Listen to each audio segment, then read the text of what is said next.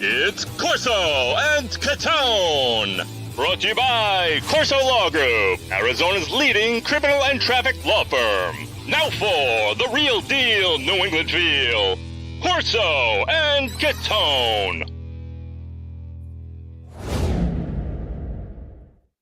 Welcome into Corso and Catone, the real deal New England feel. I'm Corso. Catone is here, but distracted. Joe is with us. Just a little. Joe's with us in the booth. And you are watching us on YouTube, listening on iHeartRadio, Apple Podcast, anywhere you podcast. You're going to catch us. And 790 The Score. Make sure you're tuning in there to hear all the fun things, including Yankee baseball. Right, Mark? So Absolutely. It's playoff time. Yeah. You tired? You all right? I'm all right. Yes, it's been late watching these games. I'm up late. Well, we got a good one in Yankees versus Red Sox. Going to talk this Cleveland series a little bit. We're taping on Thursday. It's playing now. That's why he's distracted, looking at that score in the eighth inning. And, of course, we're going to go back in the week and weekly rewind. Talk about that Houston Texans blowout. And then, hey, we're going to welcome in the Pats Nation and talk a little bit of Jacksonville Jaguars. Make sure we want to hear from everybody else, too. A needed hotline, 855-313-PATS, P-A-T-S. Leave us a message 24/7. Have a take, or you can email us in our mailbag, corso.catone@gmail.com. Okay, that's all the housekeeping, gentlemen. How are we doing? Yay. Listen, I mean, other than I know the Patriots are struggling, but man, the Yankees got me excited. Let me tell you something. Yes, absolutely. They are. It's the eighth inning. They just took the lead, right? Stanton hit the hole. We have back-to-back home runs, right, by Judge and Stanton? Back-to-back, 2 strike, 2 out home runs to take the lead in the eighth. Beautiful. So, well, let's get into it. We're going to have any Yankees versus Red Sox. No Red Sox, but Yankees. Joe?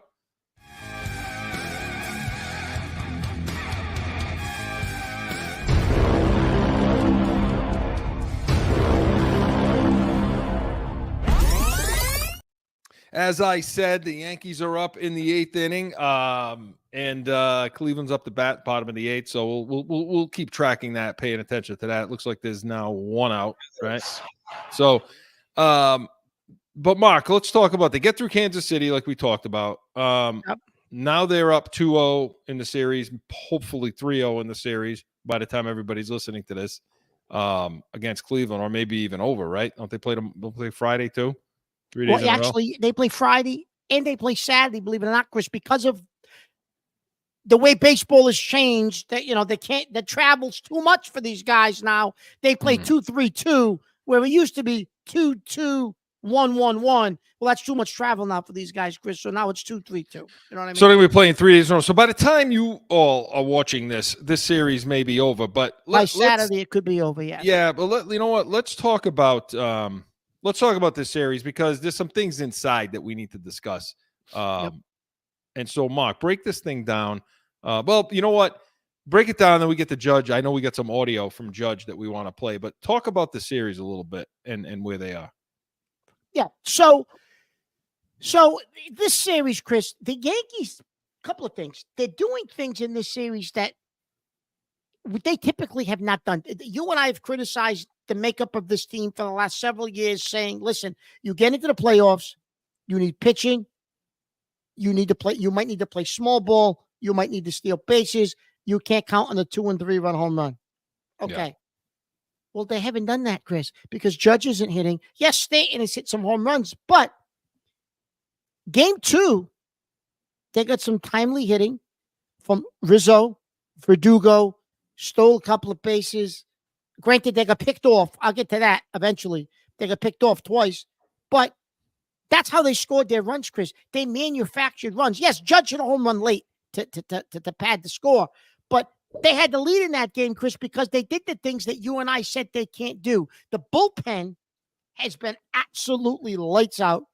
And that was their weak spot all year, was the bullpen. You and I kept saying, they don't have a bullpen. You can't win in the playoffs without a bullpen because your starting pitching just isn't strong enough. Well, all of a sudden, Chris, they've gone like 17 innings and given up 1 earned run in the playoffs, right? Yeah. Between Kansas City in the Cleveland series. So they got one of the best bullpens in baseball statistically in the playoffs. They've just been lights out. And they're getting enough starting pitching and the timely hitting, and they're doing the little things right now anyways that you and I didn't think they could do.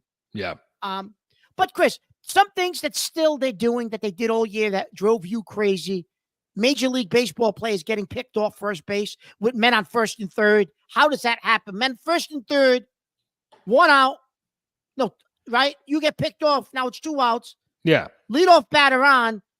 You could get Sosa up. Sosa, yeah, right. With a man on third. Yeah. And Soto, not Sosa, Soto. And you're getting picked off. Yeah, take the bat right out of their hand. Eventually, that's going to come back to haunt you. Eventually, It is. I mean, they're getting away with it, but you can't. You can't continue to play that way. However, Chris, what they've done, are you pleasantly surprised the way they're winning? Yeah, I'm happy because of the bullpen. I'm happy because of the bullpen. I'm happy. I hate to say it, but Holmes is pitching pretty well. They didn't go to him in the 8th though. Here, in the 8th inning. They didn't go. They didn't go to him. No, they haven't gone to him right now. There's who's on the mound for them. Well, I'll find it. Did they bring Conley back for another inning? Yeah. So yes, and maybe at some point in this inning they'll go to Holmes, but he's pitched well. Weaver's been, I mean, I don't know that you can ask much more out of him right now than what Weaver's given you. He's pretty much lights out, so we're liking that. But yeah, I mean, I like how they're winning, but I'm concerned. And Joe, do we have that from Judge? I'm concerned about Judge. He hits that 2-run home run, okay, in game two. Yep. And then he hits another 2-run home run in the 8th tonight in game 3. Yep. And then after that home run in game 2, he said this. Aaron, 66 at bats here at Yankee Stadium without a home run. How good did that one feel? I didn't know it was 66. It was just good to add 2 more runs, Yeah. Especially a game like this where they got a great bullpen. They got a great lineup, scrappy lineup that's going to get on base and kind of work the count and drive some guys in. That situation is trying to add a couple more runs so we can keep our closer out of the game. So, he knew it was 66. All players, there's nobody more superstitious and all. Of course, he knew it was 66. Yeah. So and so tonight he hits that 2-run home run. I mean, but Mark, okay, I get it. He hits the 2 home runs, okay, yep, in back-to-back games.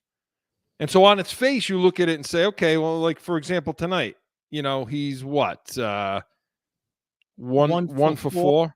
Because he didn't walk. Yeah, I think no walks for him. So he was 0 for 3, I think, with 2 strikeouts. He was. Into that, and so he's 1 for 4 with a 2-run home run, which is monumental here. Hopefully, yeah, this is how it ends. But is that enough? Because I think it's going to be the Dodgers. I mean, you think they're going to be the Dodgers again? Take care of the Mets. They're up 2-1 in that series. Yeah, I think it's going to be the Dodgers. Absolutely. Yeah. Is Judge enough? Is he giving you enough? No, I listen, to beat the Dodgers, Chris, you're not gonna. I don't think you're gonna be winning games 3-2, 4-3, 2-1. Like there's gonna be games where you're gonna have to score runs because the Dodgers score runs. So there's gonna be games you're gonna have to score 5, 6, 7 runs probably to beat them. And without Judge being hot, I don't think this lineup is capable of doing that. You're going to need Judge, not just to hit home runs, Chris. In the regular season, he had 140 RBIs. It wasn't just because he was hitting home runs. He was getting doubles, singles. He was just driving guys in when they were on base. And it was like a beach ball coming. It was like a beach ball for him, and you're not seeing that right now from him. He got the last 2 games. He got a couple of home runs, but he's still not, Chris, spraying the ball all over the park like he was. And let's not jinx ourselves. Big if they get by Cleveland, and it is the Dodgers, say, you're going to need him, Chris, to score. You're going to need him because you're going to have to score runs. I'm telling you right now. If you play the Dodgers, you're going to have to score runs with Ohtani and Betts and Freeman and Hernandez and both Hernandez. You're going to have to score runs. Because I'm a little concerned about starting pitching a little, to get knocked around a little bit. I thought Rodon should have got pushed a little bit. They get knocked around a little bit, but yeah, go ahead with the 10 seconds we got left. Go. But Cole, listen, I give him credit. He pitched a great game in game 4, against Kansas City on the road. They win the game. I get it. But that first game against Cleveland, Chris, he was pitching well for a few innings. And then it's almost like he lost concentration. I don't know what happened to him. But what he was doing, he kind of went away from it. And then he was missing spots. Like, it's like you hit a switch and all of a sudden he turned off. I don't get that. I don't know how that happens to a guy at his level. Yeah. But it happened. Well, we're going to have to see what happens going forward because, yeah, they're going to need all hands on deck if it is going to be the Dodgers, and they do get by this series. So we'll see what happens tonight, tomorrow night. Hopefully it won't come to Saturday. But Yankees versus Red Sox was presented by the Pats Nation Sundays, 8 to 9 a.m. Eastern. Hey, we're always the first pregame show for the Patriots when they're playing, not at 6:30 in the morning, my time, in London or somewhere else all over the country. So Chris, our viewers know we're not on. Of course, Pats Nation's not on Sunday, right? Because we got booted. Nope, not on Sunday, which is why we're bringing Pats Nation in today. So stick around. When we come back, going to go back in the weekly rewind, talk a little Houston game and so much more. No flipping. Sundays are for football, and here in New England, that means it's the Pats Nation with Corso and Catone. You have the worst wide receiver room in the National Football League. This is why the Patriots need us in the draft room. Let's see what the Pats Nation thinks about that, Mark. Starting June 30th, Sundays, 8 to 9 a.m. on 790 The Score. Back in with more Corso and Catone, the real deal New England feel. All right, got to talk Patriots, got to talk Houston Texans. We're going to do it in weekly rewind. We're going to do it now.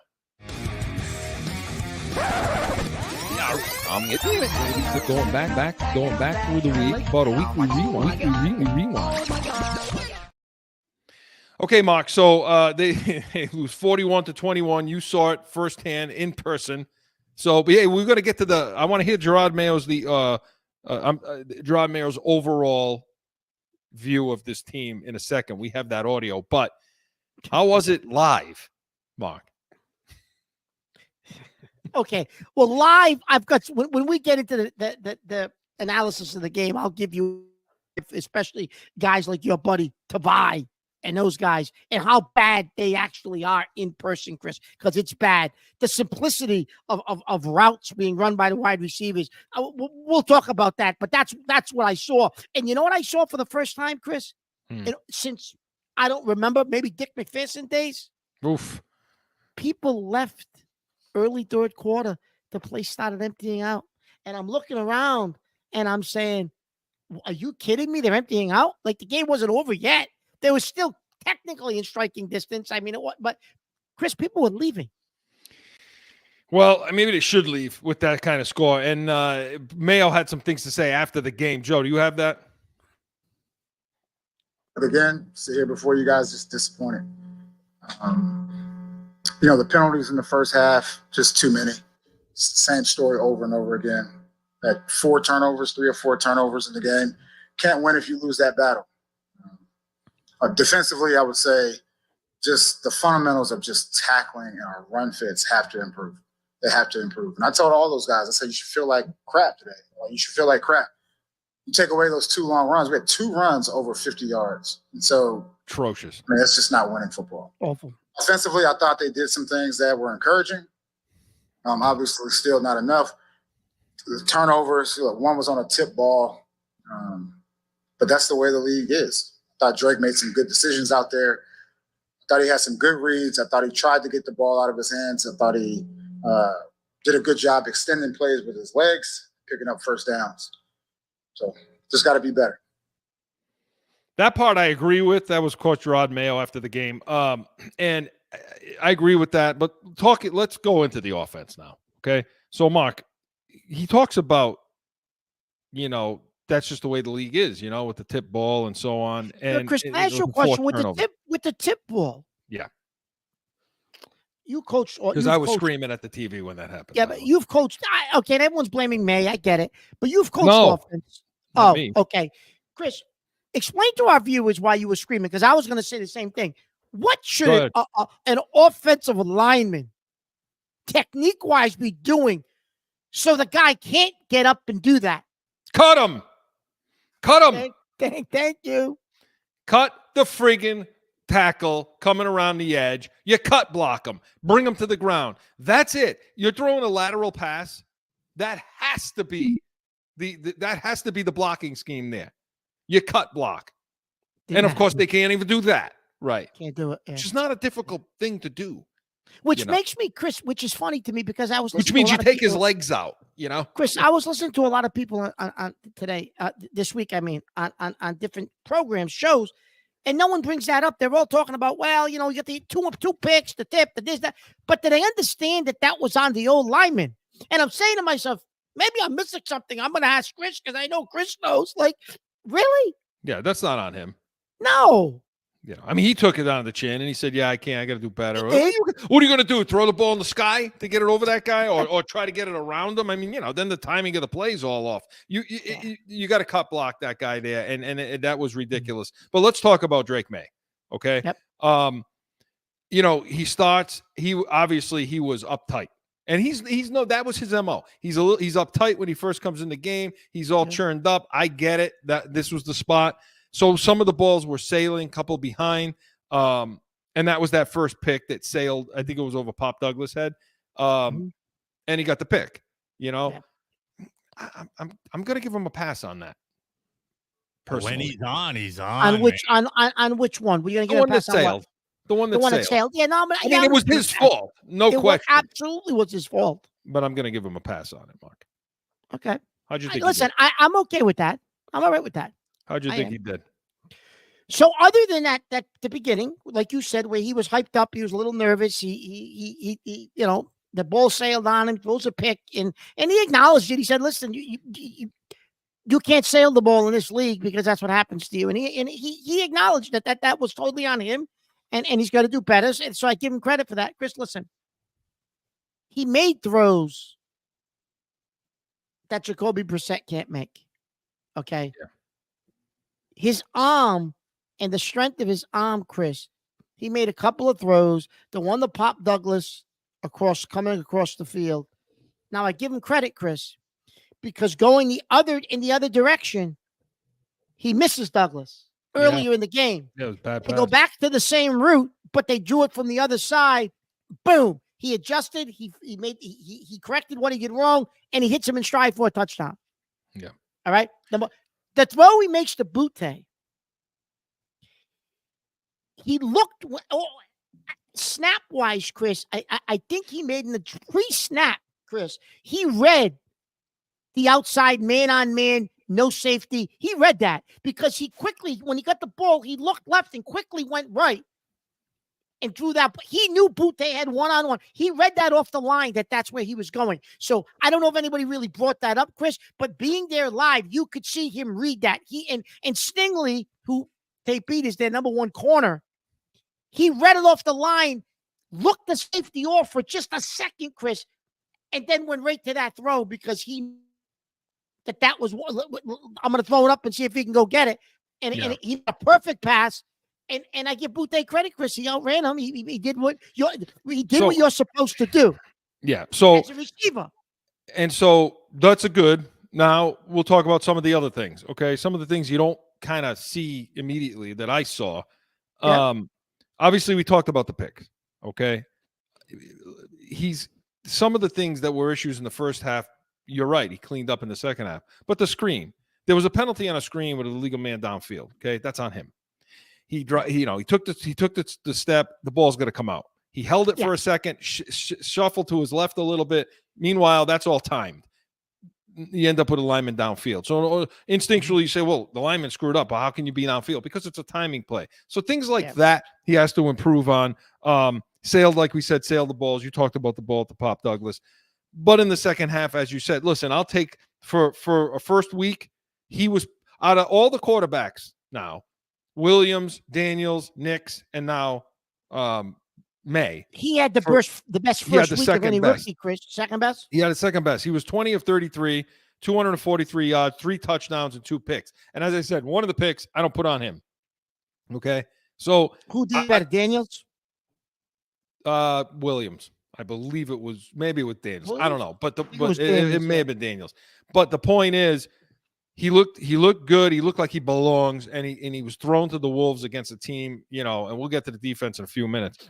So I thought overall he played pretty well. I give him a B- just because you have to with 2 picks, but that's the grade I give him. Mark, I'll give him that. I'll give him B-. Yeah. Talk about the wide receivers, and we're gonna steal a little time out of the defense right now, but just a little bit. Let's talk quickly about the wide receivers, and then I want to get to the O-line. Okay, so Chris, I think the 2 guys that you and I have been screaming about since the preseason, Pop Douglas and Butte, are 2 guys. Listen, they showed some promise, Chris. It didn't look like anybody could do anything when Brissett was on the field. But I'm going to tell you something, Chris. Guys have potential to become something. However, you can't continue to run high school routes with them. In some cases, not even high school routes. You're running more complex things at Brophy than they're running with the Patriots, these wide receivers, Chris, right? But I think we saw something, Chris, that I don't think you thought was there with Douglas and Butte. The rest of the room stinks. I mean, Bourne, I guess, okay, you give him the excuse he's injured. He's coming back from injury. You knew that was going to be a slow process. Osborne, AJ Osborne needs to be on the inactive list next week and give this kid, I don't care. Listen, I don't know what he's doing that's so bad, but put the kid Baker on the field, give him 5 or 6 routes that he can run and say, listen, we don't expect you to block. You're not going to block. When you're on the field, here's where you're running. And if you're open, Drake will get you the ball. But put him on the damn field, Chris, at this point. I mean, come on. Are you kidding me?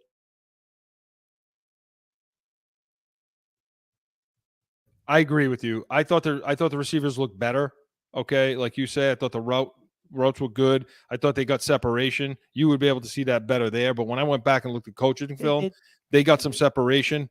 But I my will say God, this, Chris, you are right about Douglas's inline speed off the line. You're right about that. I did see that live. Yeah. Listen, reminded me a little bit. He's not Tyreek Hill, but he reminded me. You are right, Chris, of Hill a little bit. 0 to 10 off that line. He's going to burst. And I think May is quick enough to get him the ball, Chris. Yeah. Yeah. So, and then when you shift over to the offensive line, and by the way, Hooper, listen, you got to get these tight ends off the damn field. Hunter Henry's fine, but I don't want to see Austin Hooper. He coughs up the ball.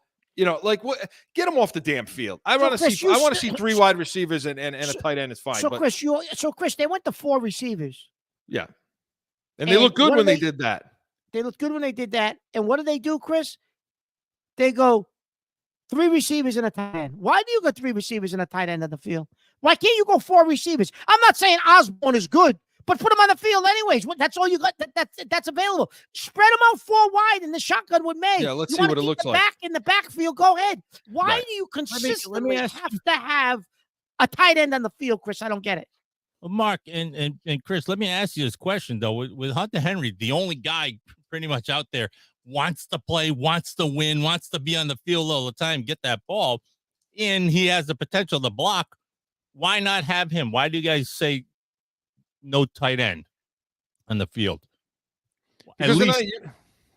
Because you got better pass catchers. That you got guys that can catch the ball better, and yeah, that. And 2, if you're going to use the tight ends to chip and do the things they're not doing, and I want to talk about the coaching too. We need to talk about the coaching. So we got a lot to talk about. I don't know if we're gonna have time to do it, but that's why, because they're better pass catchers. They're less likely to fumble the ball. If you're going to keep the tight ends in to chip and help on the tackles, fine. I'm not saying eliminate them altogether. But there are plenty of times where you should be in 10 with all receivers, And if you're going to go empty, bring the running back out of the backfield, to create that mismatch. That's just my personal opinion on what you would do, But Mark, the offensive line, okay. Couple more injuries this week. So Lowe went out in that game. So it was Lowe, Jordan, Brown, Owenu, and Jacobs. Brown was playing center. Okay. Because they Chris, cut he didn't do a bad job considering you picked him up 4 days earlier. So now Lowe is going to be out. Do you understand that this team has had now 7 different line combinations they've played in the first 6 games. 20 sacks allowed, second most in the NFL. Okay. And Andrews is out for the season, placed on IR, so they lose their best guy. And now they're going to probably have the next best guy, Owino, have to go back to tackle. And maybe move Jacobs over, which didn't work out that well. Mark, the biggest problem with this offensive line, to me, is there's no continuity, there's no chemistry. If there's a position group on the field that needs time together, that's the number one. To me, the secondaries too. But that's number one, and they haven't had it. So you got to kind of, you got to look at that before you start looking out. Now, the players aren't good. I get that. But you got to have that at least so it can be a little better, no? No, yeah, absolutely. I agree. Listen, Dante Scarnecchia always said, Chris, the great old line coach, that they have to be so in sync that each guy knows what the other one is thinking. Yeah. That's how in sync that offensive line has to be in order to be successful. And the only way you get like that, Chris, is like you said, time on the field together. You've had how many combinations? It seems like it's not even every week. It's like every 2 days there's a different combination because somebody's getting hurt in practice, something's happening. Like there's absolutely no cohesiveness to that offensive line at all. That's a problem, Chris. Yeah, and you got a rookie playing 33. I mean, I get it. You're going to throw the ball 33 times because you're down 1 million points. So I get it. You're not going to run the ball all that much. They rushed the ball for 82 yards. Actually, they ran the ball 26 times. My bad. They ran the ball 26 times. So it was a little. Andre will be back this week. That might help a little bit in the running game, Chris. So okay, so now we flip. We flip to the other side of the ball. Okay. And in Pat's Nation, we'll talk more about what they're going to do against Jacksonville. Then we talk about the defense, Mark. Okay. All right. This defense now, they allowed 368 yards total offense from the other team again. Okay? Again. And, so now that's what? 4 games they've allowed what? Like 1,500, almost 1,600 yards, something like that? Close to it, yeah. So that's disgusting. Okay? That's just, you can't do things like that. You can't have, and if you're going to lose the turnover battles, I mean, you can't allow a team. Now, they were able to get off the field on third down some. Houston was only 4 of 11, so that was pretty good. But you're going to allow 192 yards rushing, Mark. Like, come on, you can't allow that. And they've been getting gashed all season long, okay? And so why? What are you seeing? Two running plays over 50 yards. I mean, Mayo mentioned it at the clip you played at the beginning. 2 running plays of over 50 yards, Chris. And on one of them, Tavai just fans on the play, like totally misses it, and then dives after the fact to try to clip the guy up, Chris. He was so out of position. And he should have been there to plug the hole. He's terrible. And he's just, And listen, the run fits. Look, the Texans can't really run the ball. To your point, they're an undersized defensive front, so that doesn't help either. And that's been exposed all season. The size of the line has been an issue. We talked about in the summer that it was going to be an issue, and it is an issue. The middle of the field, especially when Barmore went out, Chris. You said it. We got a problem. In the middle of the field, we said was going to be an issue, and it has been an issue. The middle linebackers stink. Now you miss Bentley in the run game. I get it, but Tavai has always been bad. Their run fits, Mark. So, and I said the same thing. I have it. This was the sheet I wrote up during the game. Mayo says it after the game, but what I put over here is run fits are terrible. Because and what he means by that is when the defensive lineman is plugging a gap, okay, and he goes in one direction and starting to get blocked that way, your linebackers and the people coming down to help in the run have got to go the opposite side of him to fit in, to plug up that other gap that he's vacating or going away from. That stuff wasn't happening all game. Tavai was picking wrong. You can't pick. You can't. If you're a secondary defensive player that's coming down to in the run game, you can't choose. Can't choose a side to go to and hope you're right. And that's all he does. And so their run fits were terrible. Their tackling, again, was lousy. Okay? They allowed 192 yards rushing to a team that doesn't run the ball well. Now, they got Mixon back. I will say that. Fine. But they would have been able to run the ball with anybody. They can't set the edge again. No, they're not setting the edge. And I don't think Covington's very good. I just don't. I don't like I don't like his pressure packages. I don't like the emphasis and I don't like some of the run, not enough run blitzes, in my opinion. Okay. And I don't like he doesn't disguise coverages. So those are the things that I saw on the defense that they're not good enough. Okay. And it's what Mark said right at the beginning of the year. They're going to miss Belichick, and you can see it showing up. He covered for a lot. Okay. We said is this going to be a top 10? They're not even a top 20 defense. They're not even a top 25 defense right now. Okay. They're bad. They're bad. No, they're bad. So I've said what I had to say on Covington. Okay. But I want you to talk. We need to talk about Alex Van Pelt right now. We need to talk about this coaching. And you mentioned it earlier that Van Pelt is simplistic stuff. He's not helping them. What can he do? What is he doing wrong? Chris, why does he suck, Mark? Why? Chris, if you watched Houston in that game and being there live, you see it. You're not. There's no innovation. There's nothing. There's no motion. There's no movement. They're just lining up, Chris, and playing defense. It's basic. Like if a team watches film, on New England, what are you playing? What are you game planning for as a defensive coordinator, Chris? There's nothing to game plan for. It's all basic, simple routes. That's their route trees, but the most simplistic route trees in the NFL. And Van Pelt, that's what he's running. Won't deviate from it. So defensively, Chris, as a defensive coordinator, if you were on the other side of the ball, you've been a DC. Like, what are they throwing that's going to make you stay up at night? I mean, they're running sideline vertical stretches, which is basically just layers on one side of out routes. Just three out routes on one side of the field, and they layer them. They call those sideline vertical stretches.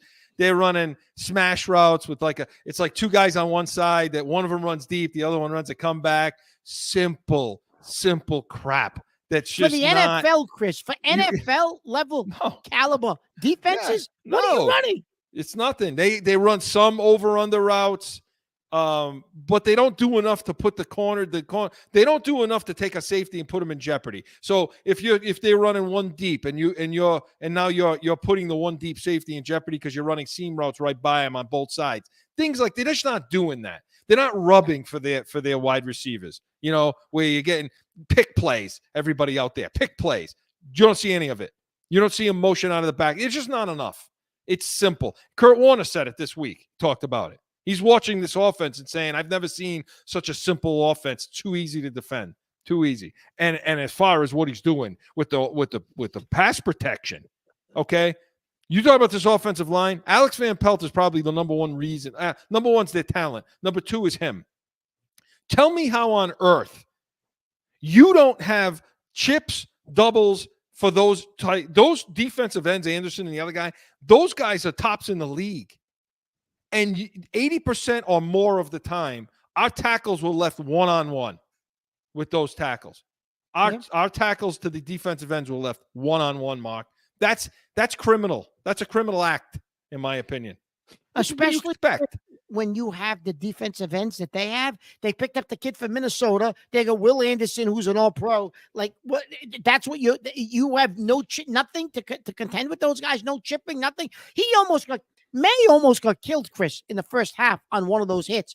I didn't think he was getting up. I'm going to be honest with you. And I give the kid credit for getting up. He showed some toughness, Yeah. But it's bad. But so I mean, Anderson had 3 sacks. Yeah. No good. Not good. No good. No. And then Mayo continues to be what? And May was able to get out of the pocket. If Brissett was in that game, Chris, they probably would have gotten 7-8 sacks in that game. The Texans. Yeah, and they still hit him. Let's see. They hit him 8 times. They hit him 10 times in this game. So, again, not good. And Mayo, just lastly, before we get to Catone's comments, the last thing I'll say is he's still cryptic. He still says stuff that I don't understand in post-game press conferences. He talked about, we let Drake May down, coaches, players, this, and I know we got the audio, Joe, but I don't think we have time. Look, he said it. We let him down. We let Drake May down. When the hell is the last time you heard somebody, a coach, we as a coaching staff, and then he kind of walked it back a little later on, because he was asked about it. What do you mean? So he is cryptic. Is he talking about Van Pelt?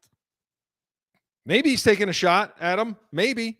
But once again, I don't think, it just doesn't make sense. Listen to me. I don't think, as much as you and I have dogged Mayo, I don't think Mayo wanted Van Pelt.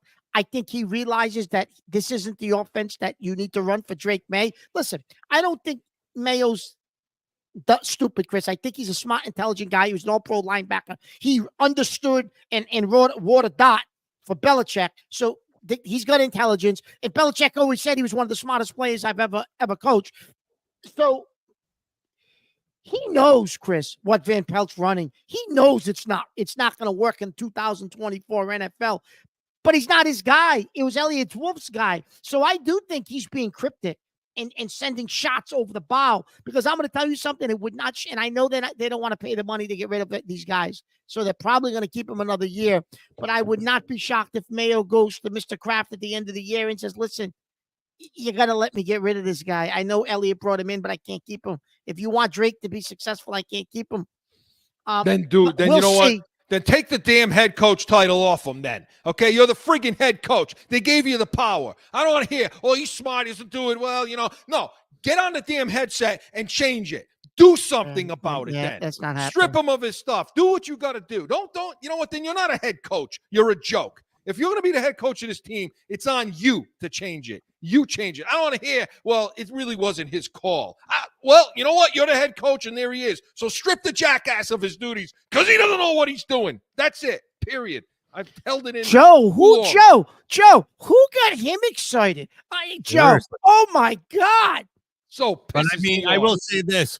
What do you expect from a guy who played like 9 seasons, literally 31 games in those 31 games, 24 interceptions? Basically, he's played 12 games in one season in 2001. Talking about Van Pelt in Buffalo.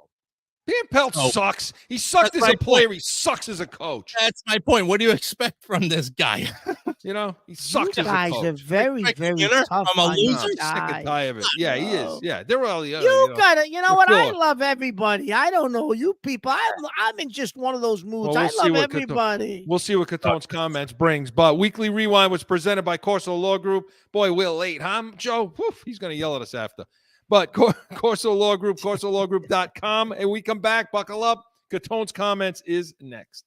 No one ever thinks they'll be in need of a criminal or traffic lawyer. But things happen. Whether it's a traffic ticket or more serious issue, go to CorsoLawGroup.com and talk with these expert attorneys.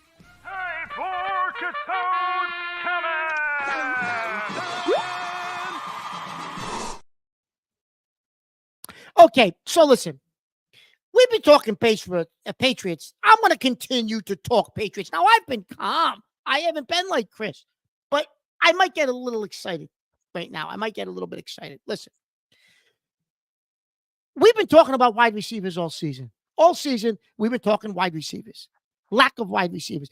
Listen, Pop Douglas played well last week. May, I think, gave them some juice, some energy. Butte played well last week. But really, what else? What do you got in that room? Baker, maybe he does something. We haven't even talked about Jalen Polk, because I don't know. He's been MIA and lost, totally lost out in space the last 3 weeks. He can't even catch a ball. So I don't know what he's giving us. So this week, Davante Adams gets traded. What, for a 3rd-round draft pick? I'm not saying he was going to come to New England. I understand he wanted to go play with Aaron Rodgers. I get it. But could you have at least picked the phone up, called his agent, and said, hey, is there any chance he'd be interested in coming here? They didn't even make the attempt. Not even the attempt. Make the attempt. Fool us. Make the attempt like you did in the offseason, like you were going to go spend money on guys like Calvin Ridley. Make the attempt, Elliott Wolf. Do something. Please make the attempt. Then Amari Cooper, who before the season started, everybody said, Van Pelt knows him from Cleveland. He's got a relationship with them. Don't be surprised if he gets traded here after, before the start of the season. Nothing happened with him. Now, all of a sudden, he's on the trade block. They trade him for like another team, 3rd-round pick. They swapped a couple of picks later in the draft. We had the draft collateral. We got the 3rd-round pick from the Judon trade. Go get Amari Cooper. Listen, Amari Cooper's not your answer long-term, but he'll come in. He's still a number 1 compared to what we have. He'll teach some of these young guys, put them in the field. It gives May a target, and he'll give you at least one more good year. Next year, with May, he'll give you something. Make the move. Do it. You don't have anybody in that room anyways. You know why they don't trade for Cooper? Because look at his salary. Look at his salary. The owner and the son, they're not going to pay the money for Amari Cooper. They're not going to pay it. So listen, I'm so disgusted. I know everybody's dogging Mayo, rightfully so, before Chris starts yelling at me. Rightfully so. I'm not giving Mayo a pass. He should be dogged. Van Pelt should be dogged. Covington should be dogged. They all should be dogged. However, everybody's giving the Crafts, again, a pass. They're cheap. They're a cheap owner group. They got away with it because they had Belichick. They had Brady, the 2 best to ever have done it. Yes, Mr. Kraft. I don't want to hear that BS this week. You said, well, I gave him a little too much, or maybe I should have did something sooner. What are you talking about? You were winning Super Bowls. You fool. You were winning Super Bowls. What were you going to do? He's forgotten more about football than that entire building. Everybody in that entire building. He's forgotten more about football than they know. And you're talking about you should have did something sooner? Listen, I understand Bill as a GM, drafting play. I understand as a player personnel guy, he struggled at the end. So maybe you should have sat him down and said, Bill, you can coach as long as you want, but you cannot do that anymore. We got to bring other people in to do that. And maybe that would have worked. He's responsible too for the talent, lack of talent. He's responsible too, Bill. Who? Belichick. He's responsible for the lack of talent. I just said that. Yeah, he absolutely is. He positively is. However, listen, he's responsible for the lack of talent. And Mayo he basically says in his press conference this week, he says, when they asked him about the lack of talent in this team, he said, well, I don't want to go there. You don't want to go there. Why? Because you're throwing Bill under the bus. But you went and signed all these misfits. You went and signed them to extensions with that moron Elliott Wolf. You went and signed them to extensions. So I don't want to hear it. Why did you extend all these guys if there's a lack of talent? What are you doing? Because you got them on cheap money. That's why you did. They filled your roster spots for cheap money, and your cheap owner who's giving out bologna sandwiches to Pete Carroll. That's why those guys are on this team. So listen, things got to change from the owner's box down. The owner's box, if you want things to change here, not just the coaching. It's an organizational shift and mindset has to happen now because there's no more number 12 in the building and there's no more Belichick in the building. That era is gone. You got a major problem here, a major problem. I can't disagree with anything you're saying. Nothing. They're cheap, period. Cheap. Can I say it again? Cheap. Yeah, Bill's wrong. Bill screwed up the roster. Yeah. But of course he did. We know that. But you can't give Wolf a pass. Wolf sucks. You can't give these guys a pass because I don't believe what just happened. You're going to be so mad. Cleveland just hit a 2-run home run with 2 outs in the bottom of the 9th to tie it. Anyway, they're cheap, Mark. They're cheap. It's not going to happen. They're never going to pay a number 1. It isn't going to happen. And these coaching staff, they're not going to pay guys there either. And this Elliott Wolf stinks. You can't blame Bill for how bad this offensive line is, because you didn't go draft one. But you're right. You want to blame someone other than Mayo, go up the chain, not down. I said it last week, right, Joe? Go up the chain, not down. Always up. You're right. I don't believe. I mean, and what do? I mean, you can't get rid of the owner or the owner's kid. What do you do? I don't know. I don't know. I don't have the answer, Mark. I don't have the answer. But you're right. You're 1,000% right. It's bad. We're in a bad situation. Oh, and by the way, just to throw some salt on the wounds, by the way, today, and then I know we're going to get to Pat's Nation. Tom Coughlin, ex-coach of the Giants, said Eli Manning was the most clutch quarterback in the history of football. He's He's senile. seen. He's That he's senile. seen. He's drooling on himself somewhere wherever the hell he is on a boat somewhere. Go drown yourself in the ocean. You're saying stupid shit like that, you know? Drown, you know? Are you kidding me? Everybody out there in the nation should be pissed. Pissed. Good job, Mark. Good stuff. Catone's comments was presented by the Pats Nation. Sundays, 8 to 9 a.m. Eastern. We're off tomorrow, but we'll be back the following week. So You're off the rails. That's for damn sure. When we come back, going to welcome in the Pats Nation. No flipping.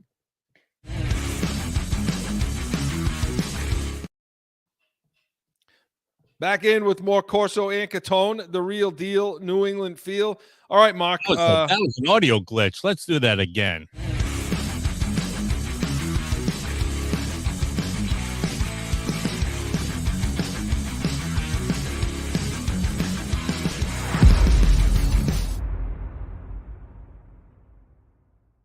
Back in with more Corso and Catone, the real deal, New England feel. Okay, so no Pats Nation tomorrow, so let's do it today, Joe. I just did it.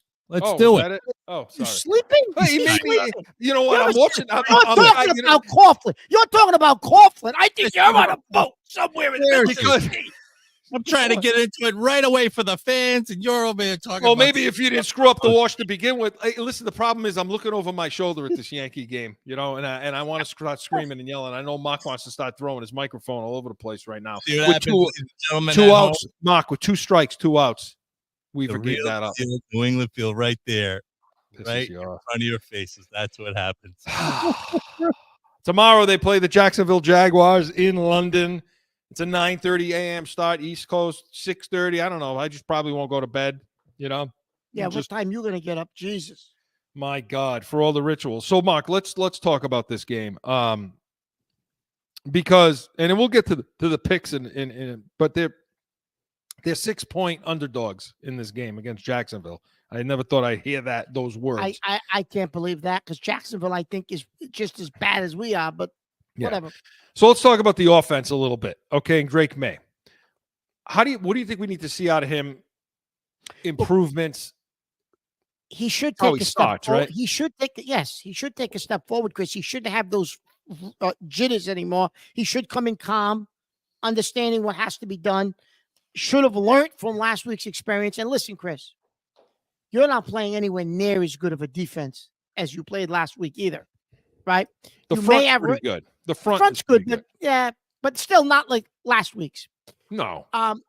You should have Ramondre Stevenson back, possibly, right? So that'll help. And listen, you know what I saw last week, Chris? I saw an excitement in the receiver group. They were running to May to pick him up off the ground when he got knocked down. It was the receivers that were doing it. There was an energy on the field with the receivers, with Drake May out there that you didn't see all year long, Chris.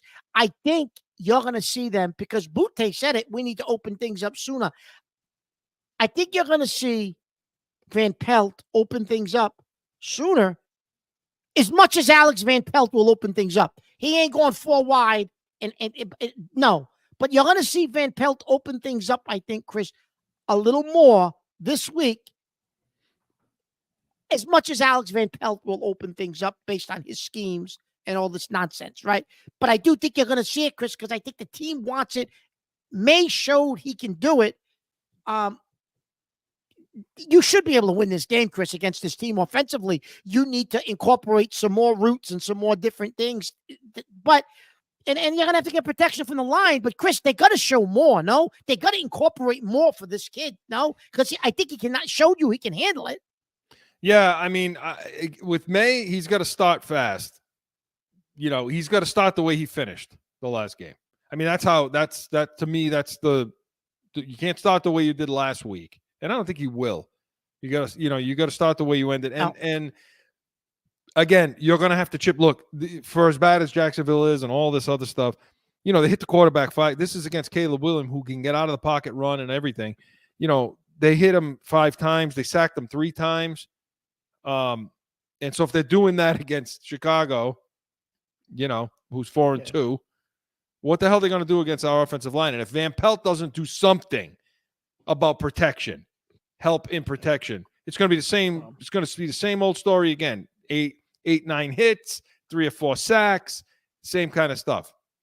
So, you know, you're going to have to protect them, like you said. You're going to have to stay in front of the sticks. You cannot get penalties like they do. I mean, the penalties, again, they're sitting at what, 9-10 penalties again, something like that.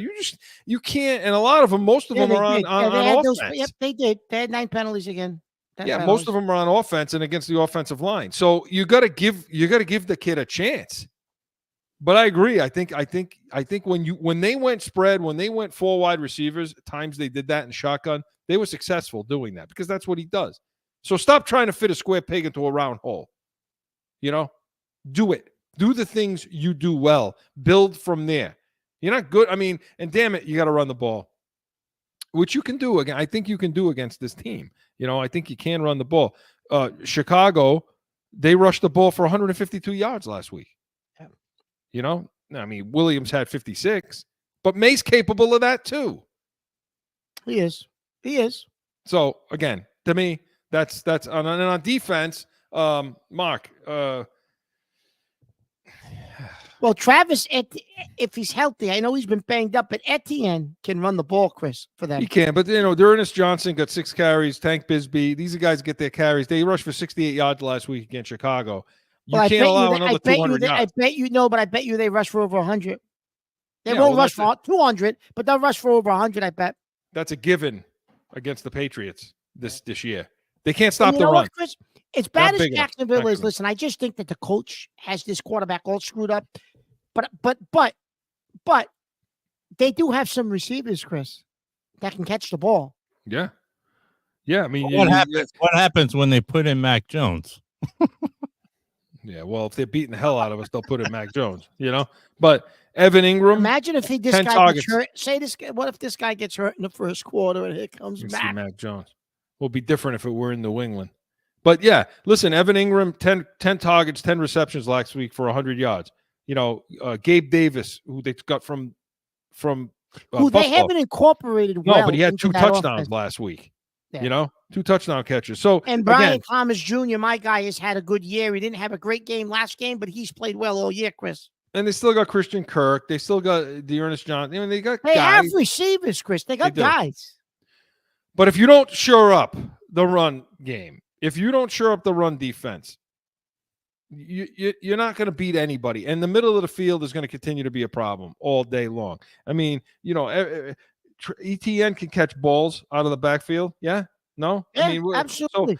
So again, these are the things they're going to have to do on defense. They're going to have to get a good pass rush. I mean, you know, Lawrence can get out of the pocket and move, but you should be able to keep him in the pocket and get some pressure on him. And so I want to see what the pressure package is going to be. And I'm interested to see how the safety play is going to be. I'm satisfied with Mapu and how he's playing.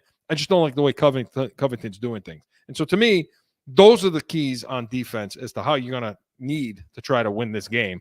And I do think they can win the game too, Mark. And so speaking of that, okay, want to do a little, I know this is an abbreviated Pats Nation today. We want to do a little Sunday spread. We have to do Sunday spread, of course. We were good last week. We were good last week. We made money last week. Look at him looking at the game right now. Oh, I have to. How did they not get that one last strike? Damn it. Well, listen, I'm going to tell you what, it was Chris, Weaver too. And I'm going to nitpick because Weaver shouldn't have came in the 8th. You should have brought Holmes in to get that out. I agree with that. And only brought him in for 3 batters instead of 4. You let him pitch the extra batter. I agree. There was no need for that. Holmes has been pitching well. He could have, you know. Yeah, anyway, should have brought Holmes in and maybe let Holmes start the 8th, the 9th. If he puts a guy on base, then you go to Weaver. Yeah. But anyway, okay. Yeah. Joe's watching the game too. Let's go to Sunday spread. Second baseman just made a hell of a play. Okay. So and they're out of challenges. So Mark, what do you got? You got a few. We'll pick the Patriots game, but go ahead. Okay. So quickly. I know we're against it for time. Let me go to the updated numbers here. Okay, so I'll tell you what I like. I think Minnesota's going. I know Minnesota's at home. I understand that. Well, that's a tough Listen. game to pick, man. Listen, I'm coming out of the gates banging. I know Minnesota's undefeated, but they're gonna come back to reality. Detroit looked. I know Dallas is a dumpster fire, but Detroit looked good last week, Chris. Detroit's going into Minnesota, and they're gonna beat Minnesota. It's like a 1-point Minnesota. I think is one. I'm gonna go with Detroit. I'm okay in that game. Listen, I know they're banged up. It's revenge. San Francisco at home. Yeah, I got. Yeah, they're gonna. Yeah, I'm picking tough games this week. Tough games. San Francisco's gonna beat Kansas City this week. I don't care what their record is, 3-3. They're beating Kansas City in San Francisco. Joe's smiling. Yeah, they're beating them. Mahomes is getting his first loss this week on the road. Trust me. He's right. I got about that one too. I'll just tell you that I got that one too. I think Mahomes is going to get sacked a lot this week. Yeah, he is. And then I'll finish up. And you're going to yell at me. The New York Jets with Devontae Adams. He's shaking his head already. They're going to go into Pittsburgh and they're going to pull the upset. I got it the other way. Yeah, I got it the other way. You love Pittsburgh. You pick them every week, Pittsburgh. Between them and Arizona. Listen, oh, by the way, your team, Arizona. I was right last week about Arizona getting blown out. They got destroyed. I don't know what. Those are my 3 games this week, Chris. But my best bet of the week. I'm telling you, San Fran is going to beat Mahomes this week. That's my best pick too this week. But I'm going the other way. I have it on here. I'm going the other way with Pittsburgh. They're getting 2 at home. Aaron Rodgers is going to get sacked 6 times in this game. He's going to be so frustrated and pissed off and every other damn thing that Aaron Rodgers does because he's a jackass. He's going to be all pissed off, his head out of game. I don't expect much from Devontae Adams. Let me tell you something about Devontae Adams, okay? He'll drink from the fountain of youth a little bit here. He will. But his route running, his attitude, all those things, they've fallen off. And he's not as good of a receiver as he used to be. He's going to get sacked a ton. And they're going to, the Jets are going to get exposed for what they are from the defensive side of the ball at Pittsburgh. And the other game I like is Washington. Washington's an 8-point spread against Carolina at home. But I think Carolina is going to get destroyed against Washington. Daniel's going to have a huge game. Okay, so we got a 6-point spread. Patriots are getting 6 in London. There's no home field advantage for anybody. No. What do you think? And give me a score. I'm going to take the Patriots. I like what I saw out of May last week. I know they're traveling, and I know Jacksonville has been here. This is their 2nd week in a row here, so they didn't have to travel. So they got that advantage. New England, 27. Jacksonville, 23. So I think I'm taking the Patriots in this game, and I'm taking them 30-27 because this week everybody's going to see how bad New England's defense is. Really bad. How really bad they are because they're going to allow a lot of rushing yards again. It's going to happen again. And they're going to allow 27 points in this game. But I think the offense, and I think Drake May, if they let him throw and they let him get these receivers on the field, they'll score 30 points in this game. That's my pick. That's it. All right. So we both agree that New England is going to score more points this week and is going to win the football game, which I do. Yeah. So listen, I mean, last week he could throw the ball. He could score points. That's it. I told you last week that defense was giving up 40, didn't I? You did, and it was right. Mark had it 40-23. It ended up being 41-21. So Mark gets the Twizzlers this week. All right, we'll see. Well, we'll see this week what happens. We'll see. But listen, you love that Pittsburgh. You pick them almost every week. Corso and Catone was presented by the Pats Nation Sundays, 8 to 9 a.m. Eastern. We're not on tomorrow, but we're going to be back the following week and prepping for that Jets matchup.